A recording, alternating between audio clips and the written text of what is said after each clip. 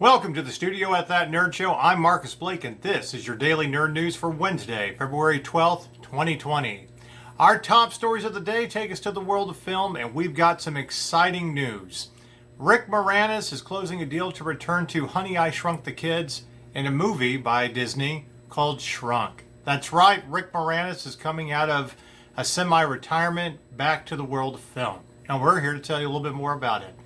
But anyway, the SCTV alum and comedy star from such hits as Ghostbusters, The Flintstones, Spaceballs, and Parenthood has closed a deal to return to the next Honey, I Shrunk the Kids sequel called Shrunk. And the movie will be made for theatrical side, not Disney+, but will eventually end up on Disney+. Disney was trying to quiet rumors that Moranis was returning, but of course, you can't hide that much on the internet, and officially the deal is done. And as previously reported, the film's original director, Joe Johnston, will be back, with Josh Gad also starring. The movie centers on Gad's character, who is the son of Moranis' Wayne Szalinski, and is aspiring to be a great scientist, just like his father, but accidentally shrinks the kids.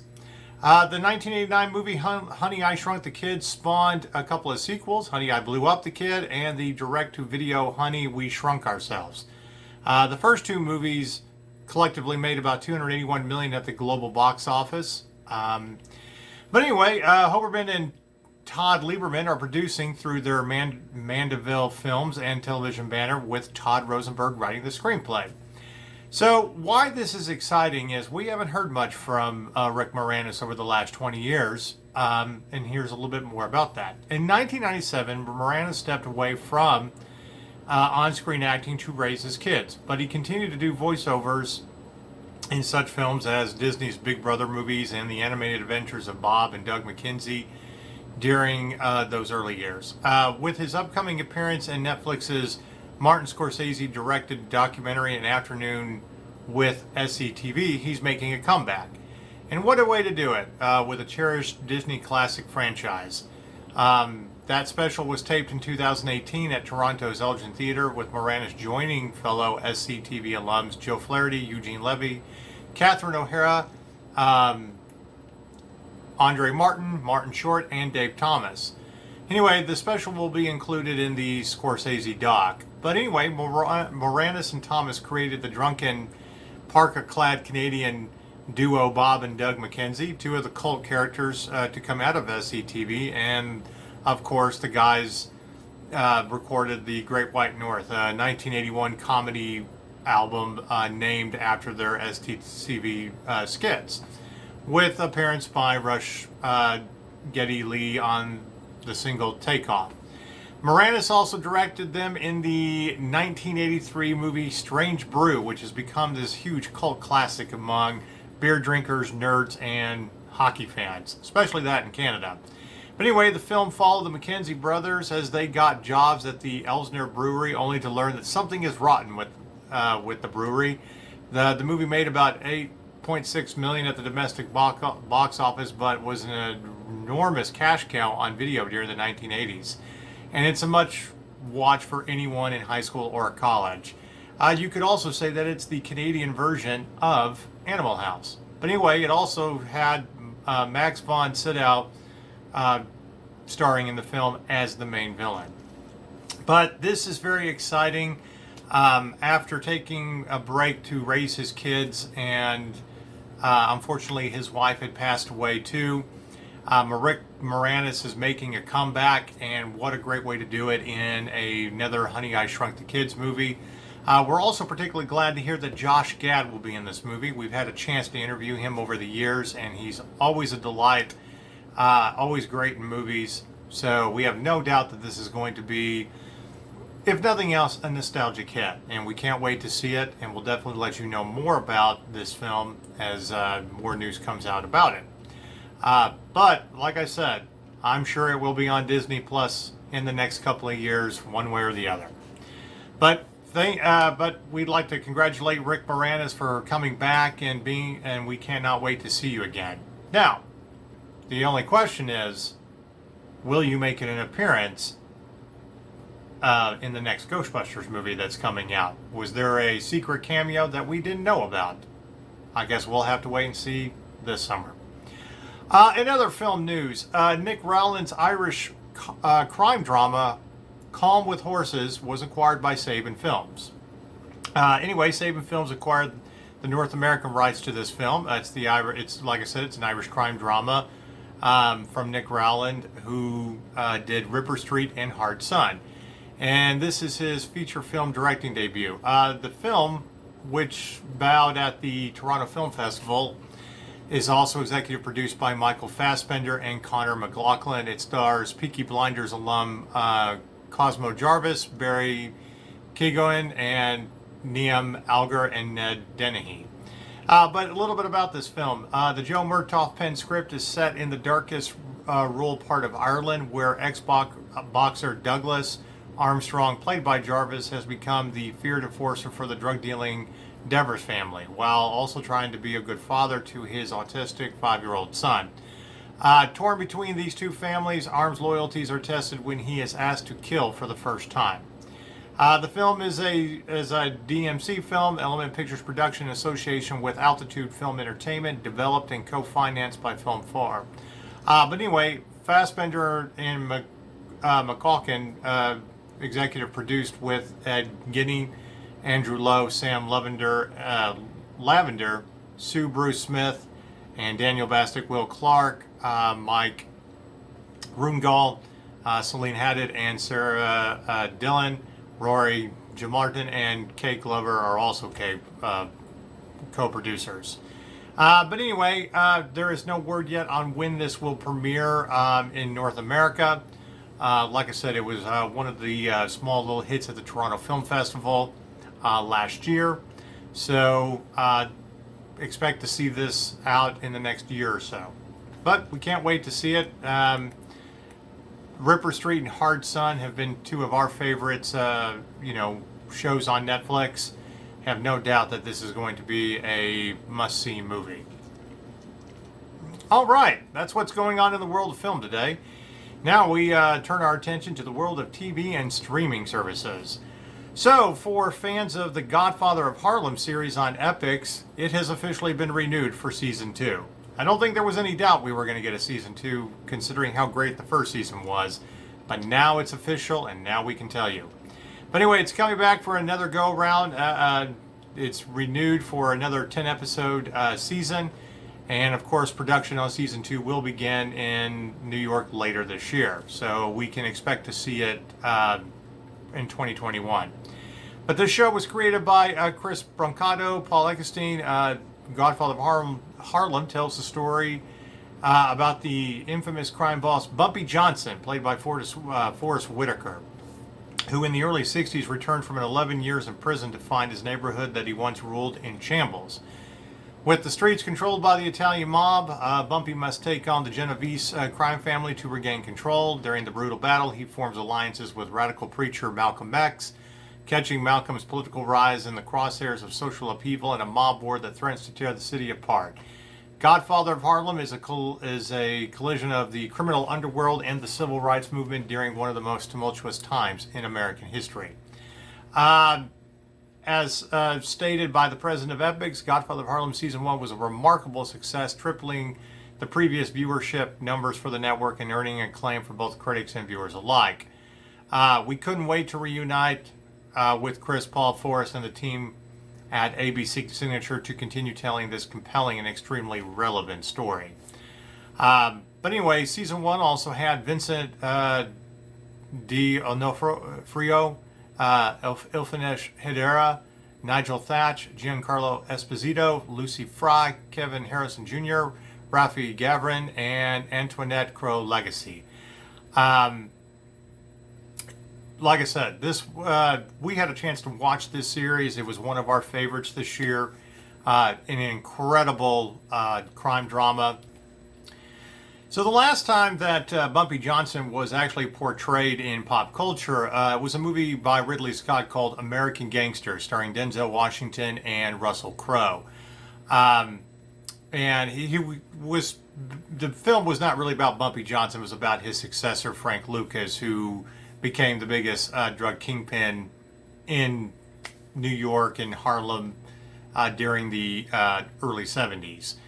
But anyway, you got a little taste of who Bumpy Johnson was and how he ran Harlem. But this really goes into, this show went more into depth about how he took control of Harlem again after his 11-year stint in Alcatraz.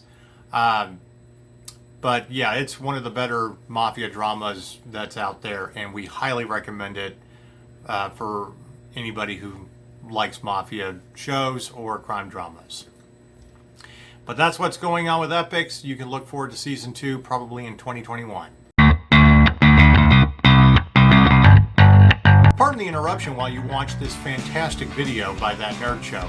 But we wanted to remind you that when you're done, go to mynerdswag.com and check out all the cool swag that we sell to help support this great news outlet. Yeah, if you like funny gaming or pop culture retro t-shirts, we have them. If you want a fantastic nerd bracelet, show your love as a nerd, we have that. We are also the home of the Baby Yoda t-shirt. That's right, we got a Baby Yoda t-shirt that you can buy and help support That Nerd Show. So when you're done, go to mynerdswag.com, check it out, help support the show and keep the lights on. Every purchase helps. In other TV news, Showtime is producing and going to make at least a pilot based off the book by President Bill Clinton and James Patterson, The President is Missing. And they're starting to round out their cast. Paul Adelstein, Medina, Senghore, and Gina, Gallego will join the Showtime drama pilot. No word yet whether it's gone to a full series, but at least we're going to get a pilot and see where this goes. But anyway, these three are set to be series regulars opposite David Oyelowo, and it's the drama adaptation of the novel by Bill Clinton and James Patterson from a Christopher McQuarrie and Anthony Peckham. But anyway, in The President is Missing plot, a powerless and political aimless vice president unexpectedly becomes president halfway into his administration's first term, despite his every wish to the contrary. He walks right into a secret, world-threatening crisis both inside and outside of the White House. Attacked by friends and enemies alike, with scandal and conspiracy swirling around him, he is confronted with a terrible choice. Keep his head down, toe the party line, and survive, or act on his stubborn, late-developing conscience and take a stand. Anyway, Adelstein will play Terry Pratt, Martin's chief of staff. He is smart, loyal, and in a permanent state of crisis. Senghore will portray Rachel Martin, Martin's wife. She is educated, committed, and passionate, but has grown to hate everything about life in Washington's pressure cooker. Gallego will play Mrs. Sives, Martin's executive assistant, position of influence. She is sweet, but also extremely patient adversary. But anyway, the project is based on this book, which was a #1 novel of 2018, and it sold more than 2.3 million copies in North America alone. But the show is executive produced by Christopher McQuarrie from The Usual Suspects, and Heather McQuarrie, Peckham, Clinton, Patterson, Bill Robinson, Leopold Gout, and Oyelowo, and co-executive produced by Jill and Cher for Invisible Ink Productions.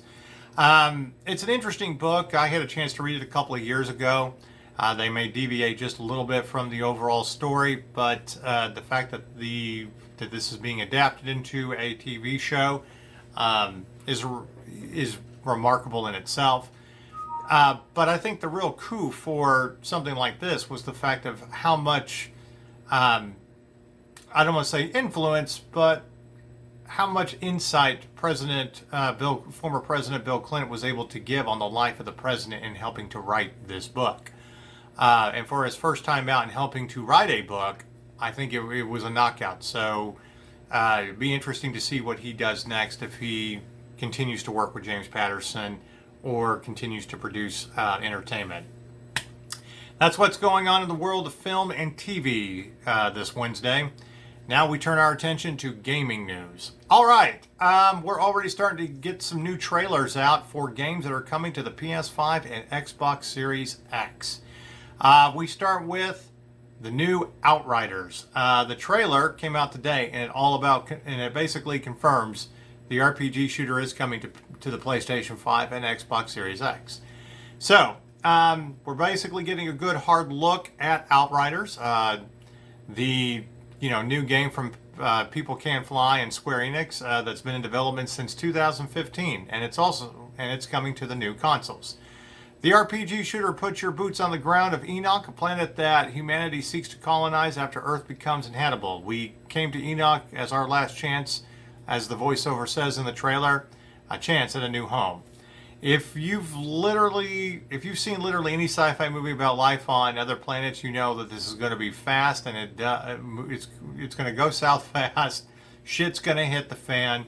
The team quickly encounters an immense energy storm called the Anomaly, which consumes humanity and forces them to go back into cryosleep for 30 years. They rest while the storm rages on, and the creatures of the strange planet creep closer to their settlement. When they awake, things have changed dramatically. Both the world around them and the colonists themselves are altered. We awoke and everything changed. The anomaly unleashed within us, burning in power, impossible power. You can see some of the powers on display in the trailer, which includes freezing enemies and shooting fire from their hands. There's terrifying monsters, alien weapons, and humanity that is drastically shifting. Leave humanity behind us. That's what the trailer says. You can check out the trailer with our news article on our website. But anyway, it gives off some serious Mass Effect meets Doom energy. It's a great way to compare it, but it's dark, it's sinister, alien forces at play against humanity that's desperate to survive. But it looks like one hell of a ride, and it's a game that we very much look forward to, which is supposed to be dropping in the holiday season of 2020. Not only for Xbox One, PS4, but the Xbox Series X, PS5, and yes, PC. But this is one of the bigger games coming to the next generation of consoles, and we can't wait. But as I said before, the game had been in development since 2015, and Square Enix joined forces with People Can't Fly. This has gone from an indie into a AAA title real quick. So if you get a chance, get your hands on Outriders. There's a special preview last week from more announcements about this game. But anyway, you can expect more coverage and details to drop on Thursday, February 13th. And as soon as we see those, we will definitely let you know in our daily nerd news. All right, another gaming news. For those of you that are still playing Sea of Thieves, which we are, this is one of our favorite multiplayer games to play on Xbox, and it's also available on Xbox Game Pass. You will soon be able to change your pirate's physical appearance. So, it came out this week. The developer for Sea of Thieves, it teased the next content update. Cruise of Rage. Though executive producer Joe Neat said next week's launch trailer for Cruise of Rage will go into more detail, the studio did tease one of the new features to prepare for. Chests of Rage, which are new treasure chests that are valuable and they are flammable. Yes, really, that's what's happening with them. Left unattended, these chests of rage will begin to overheat and eventually engulf the nearby area in flames. Hint, this includes your ship if you're stowing it. Okay. That is good to know because we like to stow a lot of things on our ships in Sea of Thieves. But to prevent the spontaneous combustion, players are meant to keep it cool by splashing it with water periodically. Don't try cheating the system by just sitting it in a shallow pool in the bottom deck either, as that will only leave you with super heated water like, you've taken home a souvenir from the Devil's Roar. But anyway, in the game's tools, not rules, but spirit, players can also speed up the burning process by doing damage to it, turning it into something like a big stick of dynamite. Rare says it's looking forward to seeing other ways players can use this tool.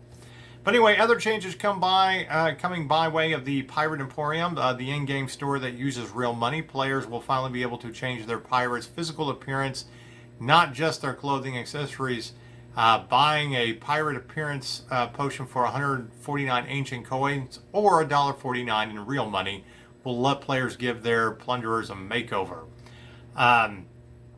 Previously, players could select from randomized assortment of pirates, though patient players could refresh the lineup over and over until they got a swashbuckler they approved of. The process remains the same. You'll still have to cycle through randomly generated characters, but you're no longer stuck with the first pirate you ever chose.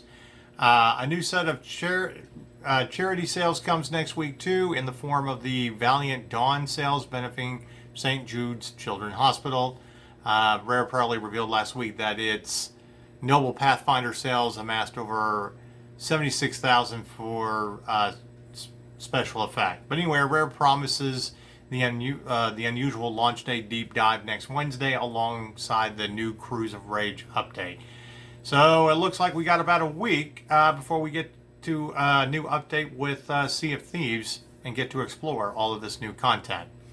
For us at that nerd show, it's still one of the more fun games to play multiplayer. We have a lot of fun doing it, but you know there hasn't been as many players out there like there was when it first came out. However, we still highly recommend this game. Put your crew together, curse like a sailor. If one of them acts up, you can put them in the brig. But go out there, hunt for buried treasure, plunder, and fight sea monsters, and take on other pirate ships. It's always a good time. All right, everybody, that's what's happening in the world of gaming, TV, and film today. So we get to our question of the day. Our question of the day has to do with another video game that we like playing. 2 days in a row, we have questions about gaming. So, it was announced that there is a new Battle Royale mode coming to the new Call of Duty Modern Warfare game that came out last year. So we asked the question, does Call of Duty Modern Warfare really need a Battle Royale mode with everything else that they have?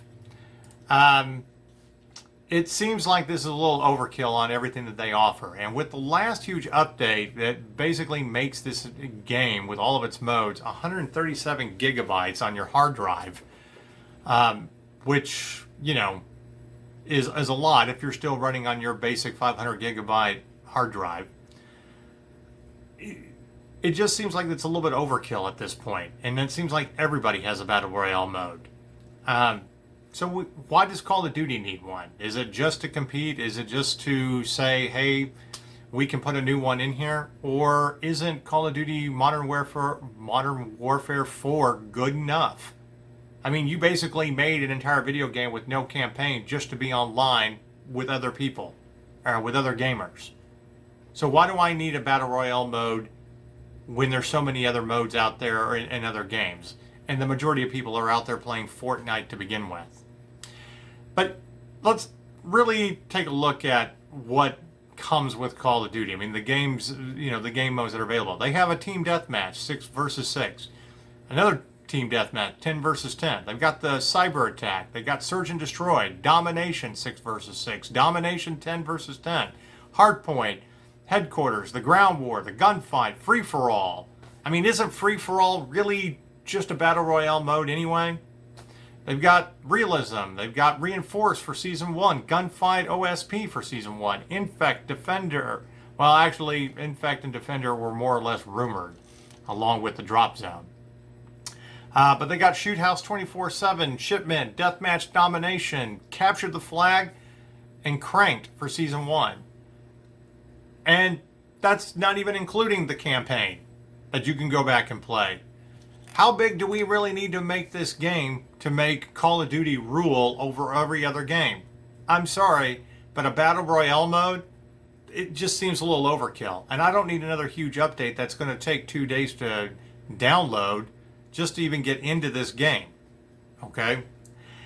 So we asked the question, does it really need it? Or can we just skip it? Or can we just go back and play Call of Duty Modern Warfare 4? You seem to always be updating that game anyway.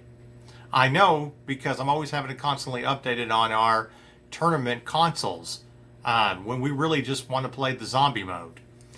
Instead of a Battle Royale mode, how about we actually get a new zombie mode for Call of Duty Modern Warfare? Why can't we have that instead? Zombies have been very popular with Call of Duty ever since they came out with the Call of Duty World at War game.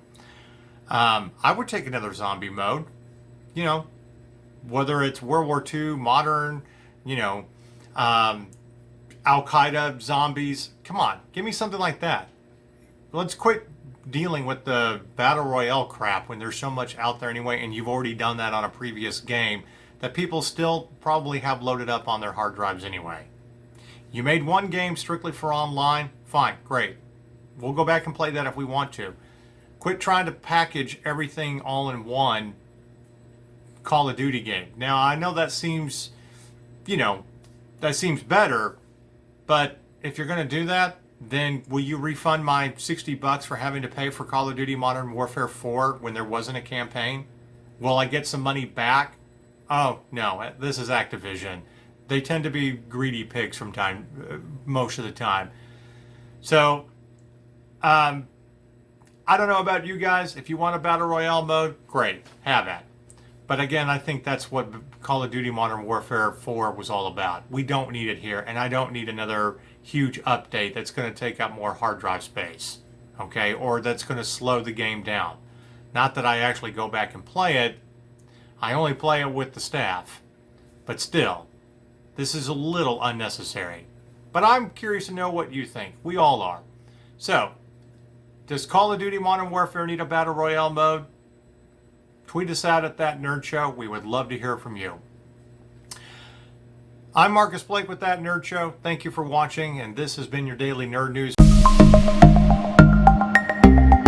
Hello there, fellow nerds. I'm Marcus Blake, the editor and producer of That Nerd Show, and we need your help. That's right, we need your support. Like any news outlet, we rely on advertising and donations to keep the lights on. To be the greatest show in this universe, we need funding, and that's where you come in.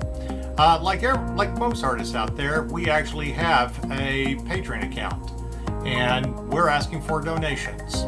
But we're not just asking for you to give us money. We actually have stuff that we're going to be giving away if you donate. So we'll be uploading more and more videos to our Patreon account from YouTube, from our daily news to interviews with celebrities to gaming videos, and all of our other individual shows that we are doing here in 2020. But to keep us going, we need a little bit of funding. And again, that's where you come in. So it can be as little as $1. $1 makes all the difference in the world. And you can do anywhere from $1 to $3 to $5, all the way up to $500. And we're going to be giving stuff away for your donations. So you could get some Nerd Power wristbands or any other wristbands from our series of wristbands that we're creating for nerds. You can get cool retro gaming t-shirts from our Nerd Swag shop if you make a donation of $20 or more. You can even get advertising on our website or within our videos if you make a purchase or donate $50 or more dollars. We have different tiers, like most artists. Want that new video game that's coming out this year? You want to be playing the same video game we are as we're reviewing it? Hey, you can do that with a $100 donation. Are you looking to get a new console before the year is out? Hey, $500 and you can get an Xbox One, a PlayStation 4, or even a Nintendo Switch. It just takes a little bit to help us. As little as $1 per video that we do. And we're going to have a variety of videos that you can help support. So if you like our content, if you like everything that we do as nerds, from honest conversations about pop culture to great celebrity interviews to wacky and fun gaming videos, then help support us on our Patreon account. You can check us out at patreon.com/thatnerdshow. You can check us out at patreon.com/that. Take 3. Go to patreon.com/thatnerdshow and make your donation today. Even if it's just $1, we would greatly appreciate it. Thank you and stay nerdy.